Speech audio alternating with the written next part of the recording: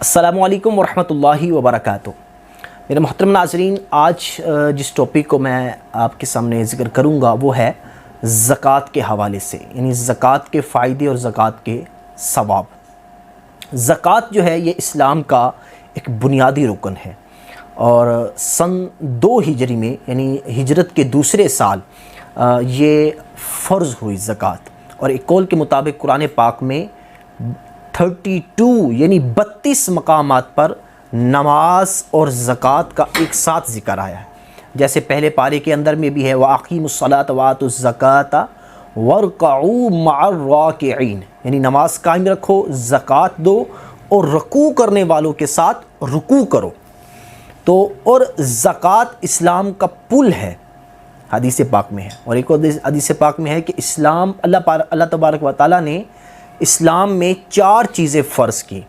اسلام کے اندر جو 3 ادا کرے وہ اسے کچھ فائدہ نہ دے گی جب تک 4 کو ادا نہ کرے، یعنی 4 کو ادا کرے گا تب یہ فائدہ دیں گے: نماز، زکوٰۃ، روزہ اور حج۔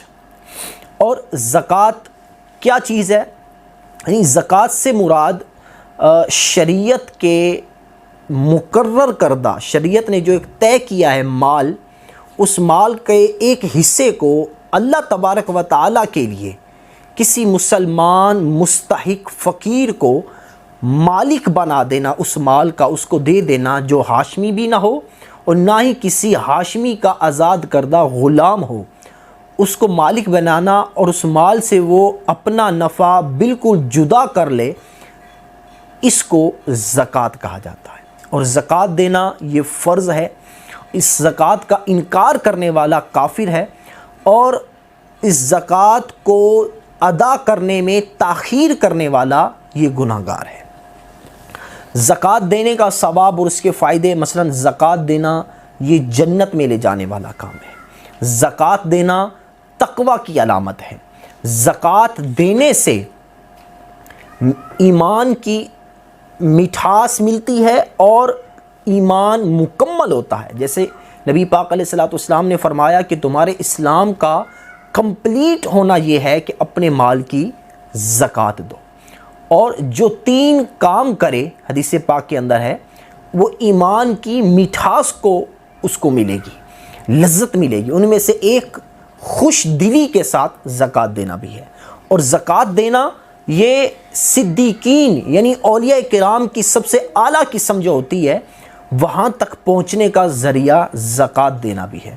اور روایت کے اندر ہے کہ ایک شخص نے نبی پاک علیہ السلام کی خدمت میں عرض کیا کہ میں اللہ تبارک و تعالیٰ کے ایک ہونے اور آپ کے رسول ہونے کی گواہی دیتا ہوں، 5 نمازیں پڑھتا ہوں، رمضان کے روزے رکھتا ہوں، زکوٰۃ بھی دیتا ہوں۔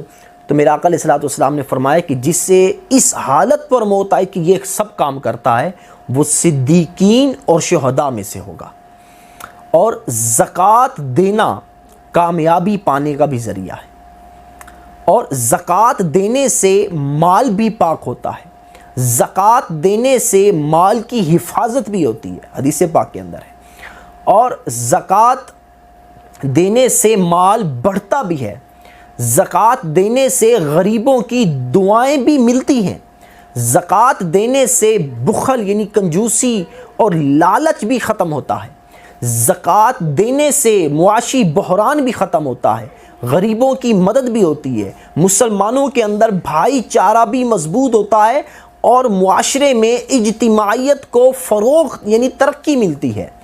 بر وقت اور درست طریقے سے زکوٰۃ دینا یہ بہت سے لوگوں کو بھوک سے بھی بچاتا ہے، کئی گھروں کو برباد ہونے سے بھی بچاتا ہے، بلکہ بہت ساروں کو خودکشی کے گناہ سے بھی یہ زکوٰۃ دینا یہ بھی بچاتا ہے۔